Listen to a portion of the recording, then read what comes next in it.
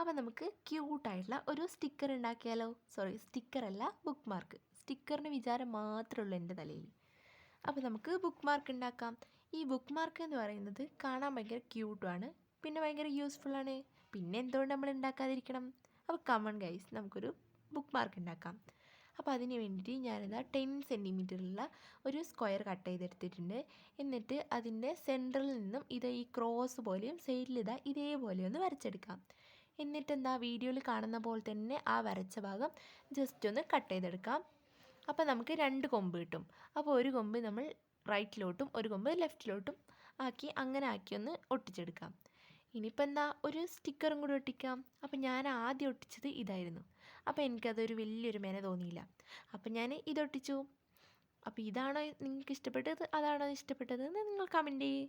കൂടെ ഒന്ന് സബ്സ്ക്രൈബും ചെയ്യണോ.